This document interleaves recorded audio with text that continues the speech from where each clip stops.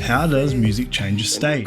What happens the day you stop growing? And how can you tell someone what you're worth without actually telling them?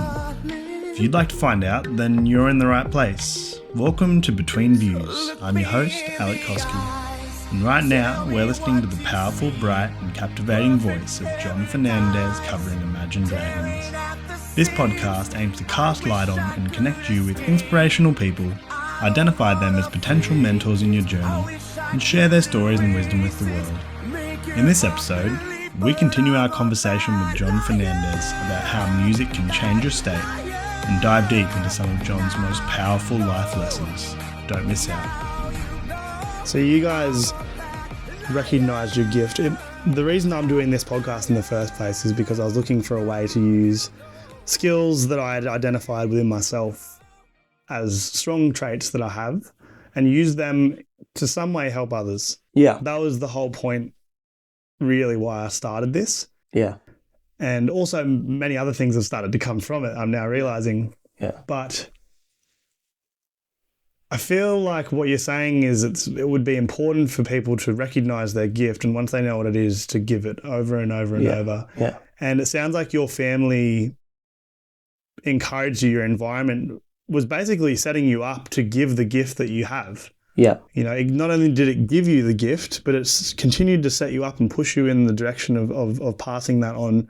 And music's a very special thing. I've noticed, I went to a big festival recently and I must have been standing in front of the best pair of musical speakers available to mankind, because when I was dancing there, I could genuinely feel in my body what that music sound was. And It was affecting the way I was dancing. It's like it was so loud and bassful and crisp that it affected the way my body moved and felt. And I moved to it as if it was controlling me. And I found it to be a very unique experience, one I'd never really had before. And it made me realize that music, and we know this, it changes the way you feel. You can use it to match how you feel and address feelings, but you can also use it to change your state of being. Yeah. I don't know if you've ever been in the situation where you're feeling down or array or not so good, and then you sing and it changes how you feel completely, like you're no longer the same way you were feeling, even though that was you all day. You sing now and you've changed your whole thing. I've heard a lot of people dancing to do it as well, genuinely, physically changing your rhythm and sound, and then you feel better and change and feel different. Do you know about this kind of stuff? I can't comment on it from a scientific point of view, but certainly it's and I like what you said. Yeah, you can listen to something that matches your mood, or I like. It's a funny thing that I cannot cry except for when I listen to music or watch films. Interesting. I have this with Spanish music. Like if I play guitar and sing in Spanish, I can cry. Wow. Whereas addressing it in English or just talking wouldn't do it. And it's just so strange. Right? Like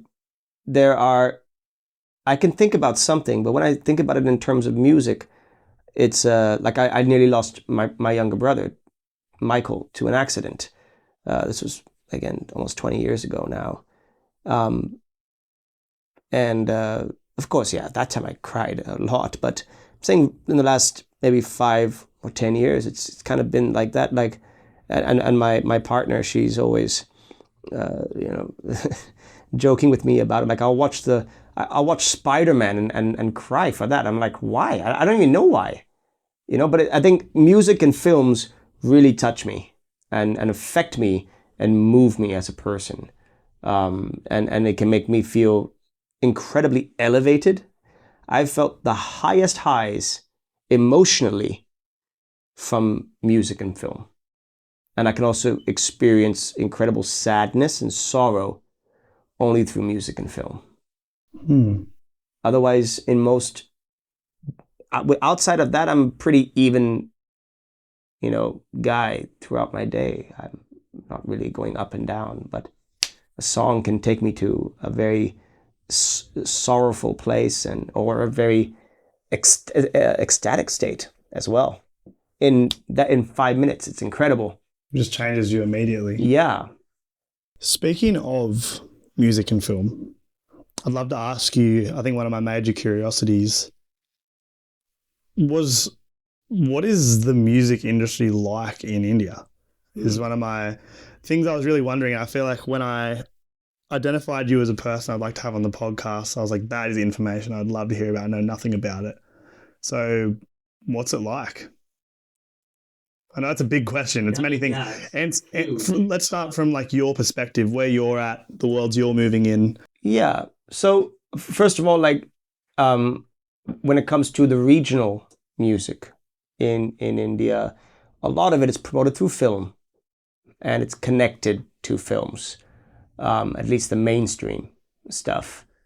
There are a lot of indie bands in India now, and a lot of it's an incredible market, and a lot of young people now really connect with that kind of music. But in my space, which is, cover music, it's an incredible industry.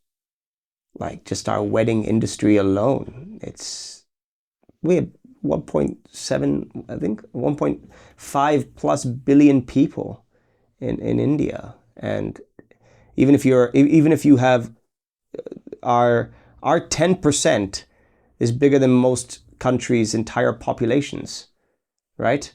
So the scope and people in India love and need entertainment because they really work hard, and I've noticed as part of the culture. Yeah, they a lot work. of the Indian guys who come to camp are the hardest workers I know.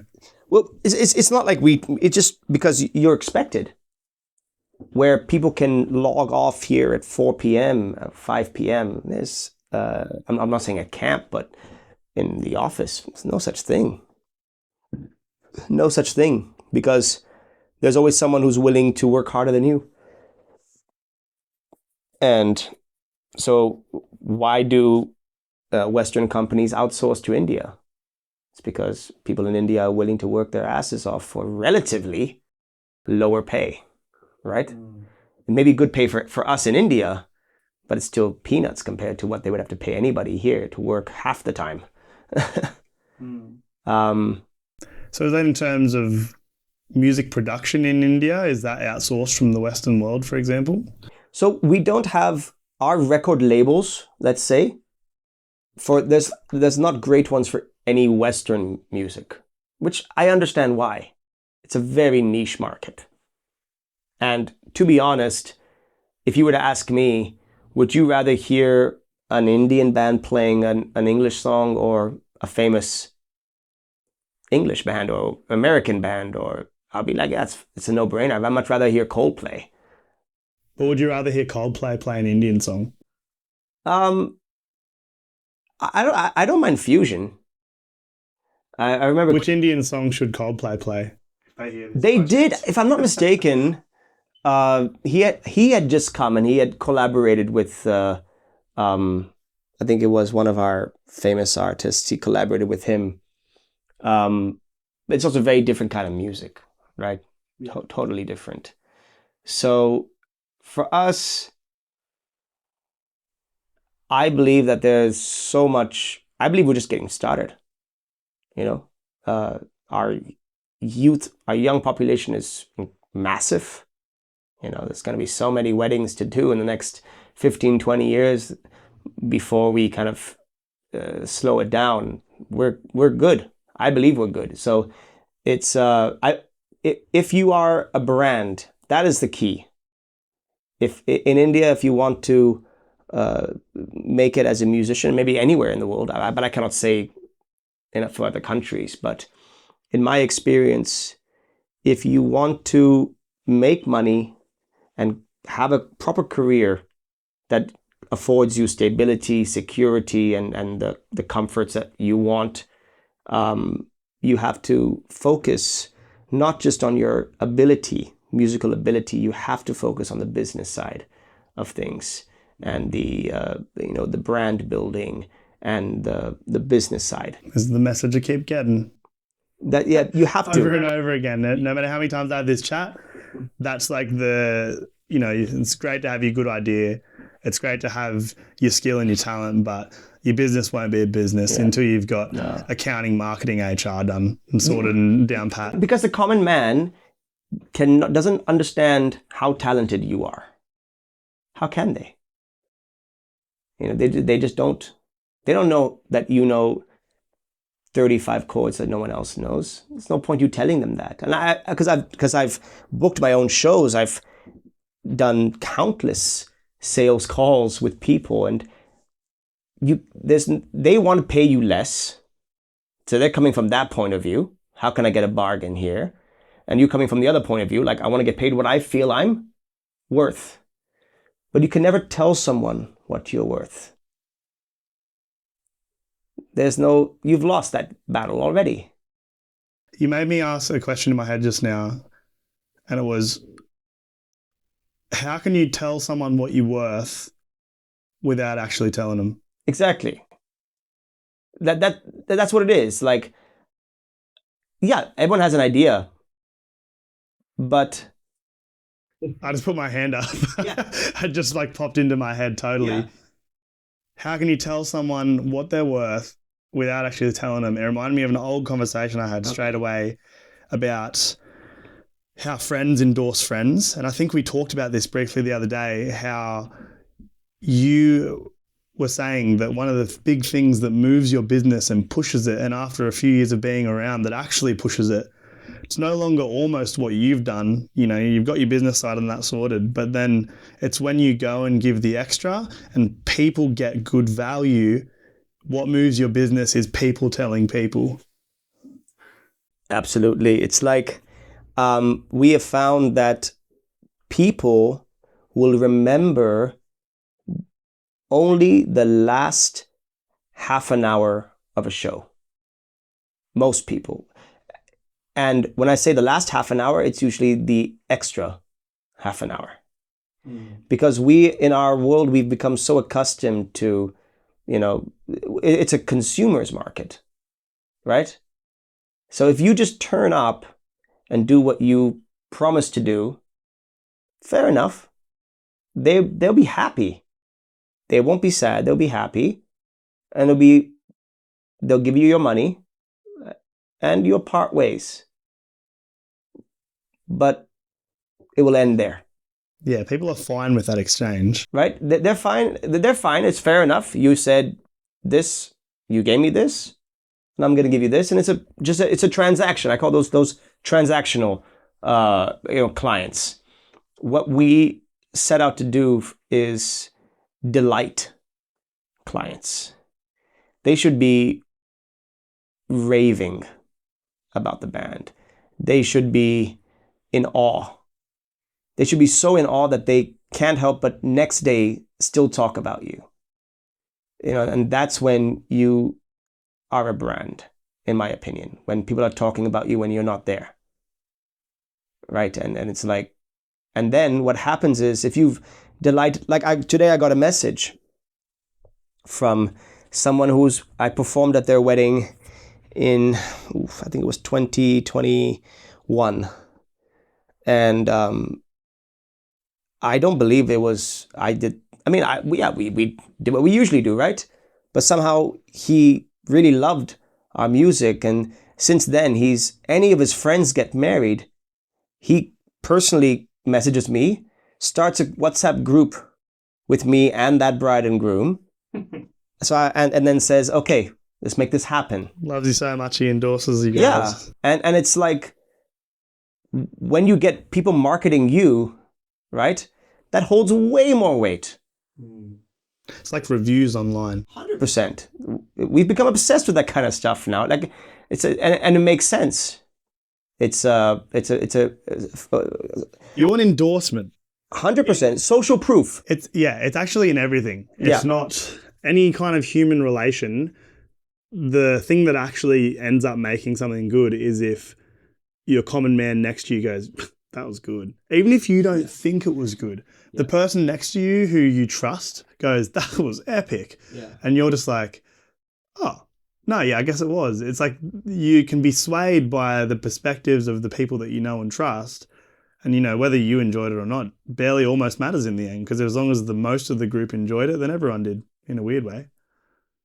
I don't know how true that exactly is, but a large quantity of it comes down to your fellow man's opinion. Yeah. And we have been very fortunate to have people who market us. And, their circles of influence are circles that I could never get into on my own. Right? I would never have met those people, never knew them, never have known them otherwise. But we are surprised, and again, I come at this from a point of gratitude, actually, because I couldn't tell you how I got there. Maybe if I really sat down and charted it out, I could give you some gyan of how I got to that point. But we really are performing for the 1% of, elite social circles and wealthy people in India. And that's a great market to be in, it's how we got into there. I don't really know, but probably with the same kind of values that we have been discussing, Yeah, it wasn't like a turning point though. Oh, 100%. Like, do you know when that, so you said you don't know, but surely there was like something that flags for you. So of course there was always a vision. There was always a desire that we want to do those kinds of shows. And I'm not a big believer in, I believe in manifestation, but in the way that you have to clearly define your goal in your mind. You have to be able to picture it, feel it, taste it. And then that does guide your actions to behave in a manner that puts you in a position to achieve that. So I'll give it, and it comes in a funny form. So we got a call to do like an event in a hotel. It was launching a new property. We came there to do the show, and in the crowd were 3 people or some 5 people. Absolute flop of an event. But one of the people there, through her, we got into a whole social circle. Right?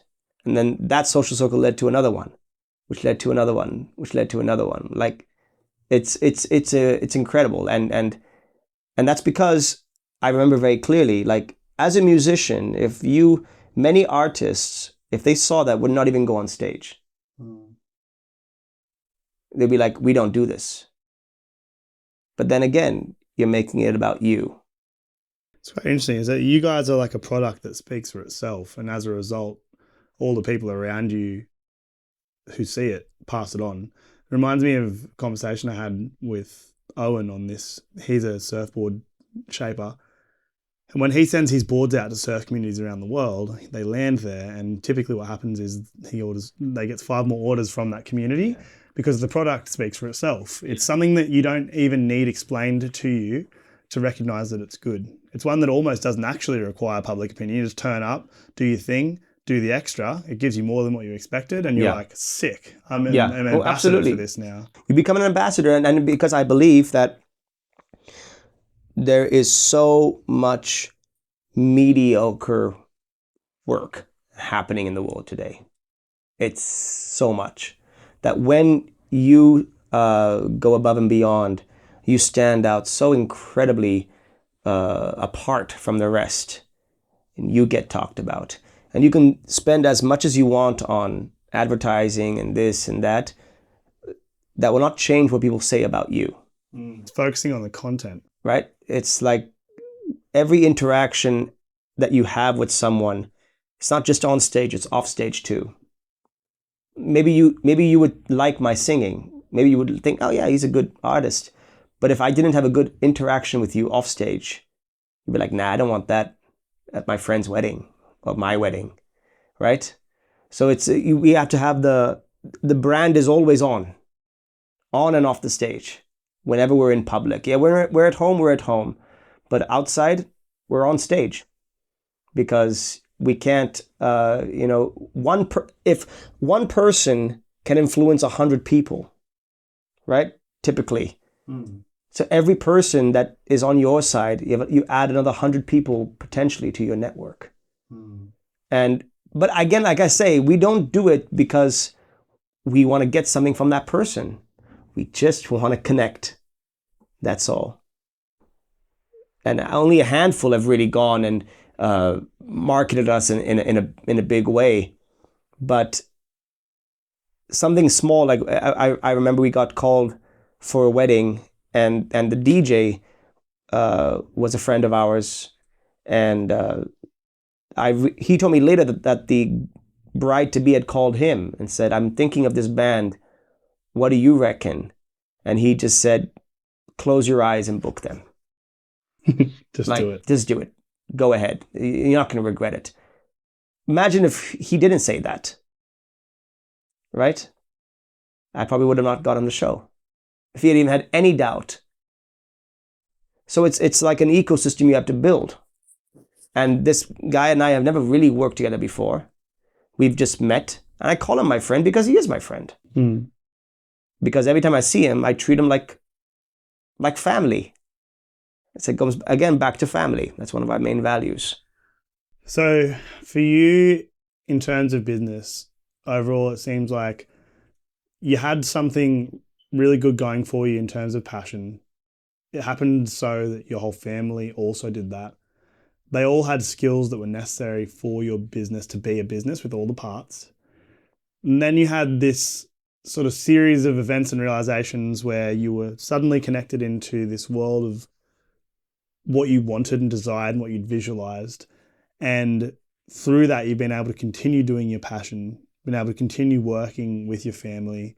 You've been able to build your brand. You learnt to wear your brand off stage and on stage. And because of that, the news about you is spreading, and I don't want to say monetarily, I want to say energetically speaking, the returns are coming in. Exactly. All of this stuff that you've put out to the world from the beginning. Yeah. Now, as it's building and building, growing. Yeah. The energy naturally returns as you take on this this larger mass. It gathers gravity around it. The energy comes back in whatever form, money, connections, people, friends. Yeah. Call it fame if you carry on, you know, like in India a bit, or larger, who knows? I know you're about to start putting your guys' own music out eventually soon. And yeah, you can see how it starts to gather over time, and it's the extra value and the craftsmanship and the dedication that you put in that's actually leading all to it, right? Something like that, yeah. So through all that, you've learnt loads of lessons. And as far as I understand you, you're a man who loves lessons. You're a man who loves growing.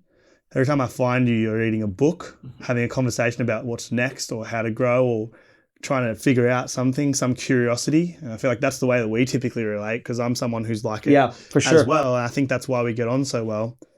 One thing I want to ask you, and it's a very broad question, and that question is in terms of general philosophy in life, because I know this is something that you're interested in. You're interested in constant growth.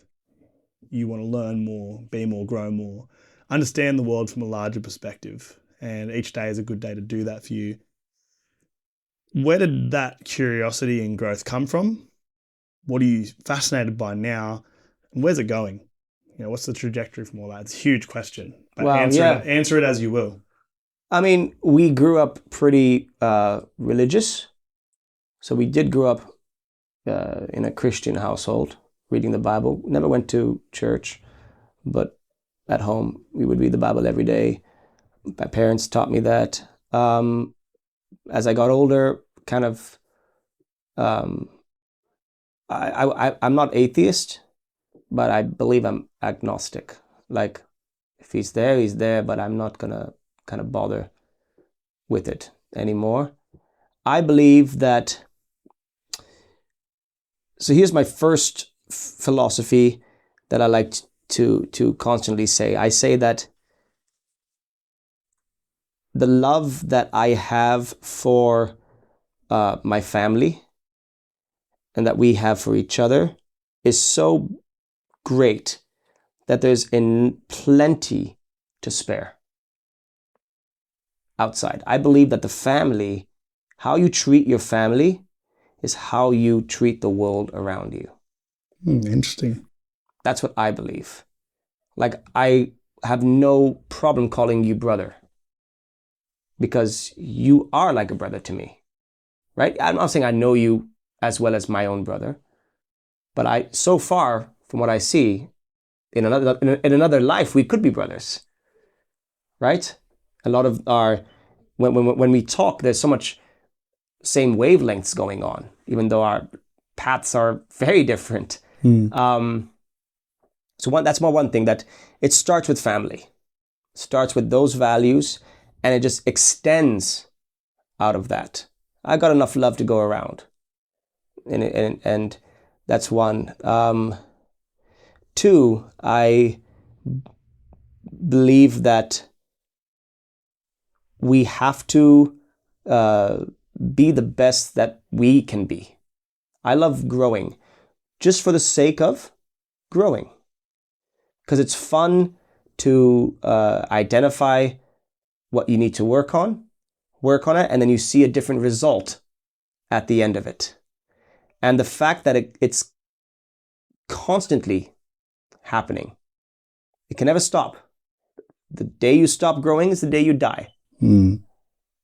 So I am committed my whole life, as far as I hope I live, to growing in everything, whether it's in terms of learning new languages or improving my musical skills or improving my people skills or everything. I have to keep learning, keep growing. And I think that philosophy is important. It drives my business too. Constantly, every year, looking at it and saying, how do we make this better? How do we make our set, our music better, our look better, our website better, our social media better? Is that question. It can always be better. It's never the best. So let's put it that way. It can always be better. It's never the best. There's no such thing as best. Yeah, I was having a conversation with, once again, Owen on the podcast the other day, and he was telling me about a TAFE teacher, which is a form of school back in Australia after regular school. And he had this teacher who would always come up to him, and he'd be doing something all day long and think it was the best way he could do it.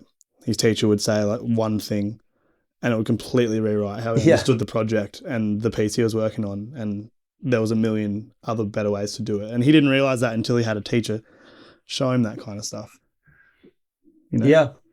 No, it's I think it's a lot of fun, So I hope that I continue to just take feedback, and even, it doesn't have to even be constructive criticism. You can tell me I suck, and I'll try to figure out what you mean by that and work on that, and try to make it better.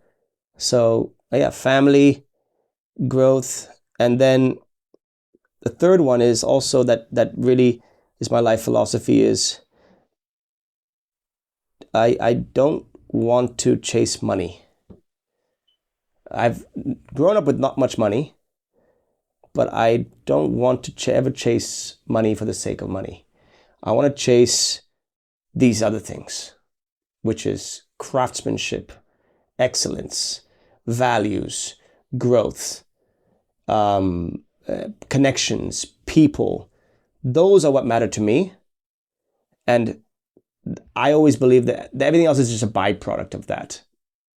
So if my income has grown, it's because these other values in my life have grown. And that's what I'm focusing on. And it also allows me to really enjoy life, I think, too.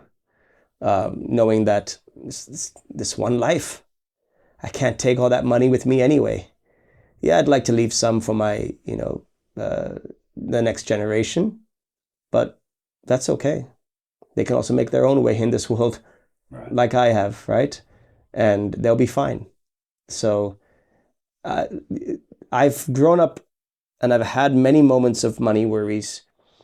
Luckily, knock on wood, I don't have those today, and it's allowed me to plan the next phase of my life. So I think those are the three philosophies that kind of guide me, most of my actions. But I will say one thing, that the most important thing to me is people. Nothing else will come above that. I've many times returned an advance payment when the bride and groom changed their minds, because to me, they matter more to me than that money. Why would I ruin their wedding day thinking that they paid extra for this or that? Take it back. It's all good, mate. I can always get that from someone else. You know, I don't believe that it's a finite world. It's infinite. There's plenty to go around. So we never have to worry, actually. Wow. So there's 3 main codes there. And then the final overarching one was people. Yeah. It's people, like family is people, right? Family. Treat your family as you would treat the world. Yeah. And growth is people, because when you're a better person, you know. Always grow. Always grow. And then focus on the things that truly matter. And leave money as a byproduct of focusing on the things that truly matter. And it does naturally come. You can experience that, and I've experienced it in my life for sure. Focus on the process, and the goals will work themselves out. And then the final part, people is key. Connections key. Yeah. Relationships overall is the overarching thing 100%. Behind all of that. Brilliant. Thank you for listening to part 2 of 3 of our interviews with John. In the final part, we unpack some more of John's incredible wisdom and learn who taught him everything he knows. If you enjoyed what you heard, please jump over to @Fernandes Music Official or @John Fernandes Official and give them a follow. If you're looking for some amazing music content or some epic wedding and event musicians, then look no further. Secondly, if you're one of our regular listeners, or even if you're new here, I'd like to invite you to leave a star rating for us on Spotify or Apple Music. This genuinely helps us to get discovered by new listeners, and it would be epic if you could help us out. Or if you really found the information valuable, you're welcome to make an offer of a scrumptious cup of Make More Podcast Juice at buymeacoffee.com/betweenviews. In other news, Between Views is always looking for collaborators. If you want to join the team or create something together, then please reach out on Instagram. Finally, if you know someone who deserves to be interviewed or just have some feedback, then send us an email at betweenviewsbv@gmail.com or message us on Instagram. Thanks again, and see you soon. Between Views.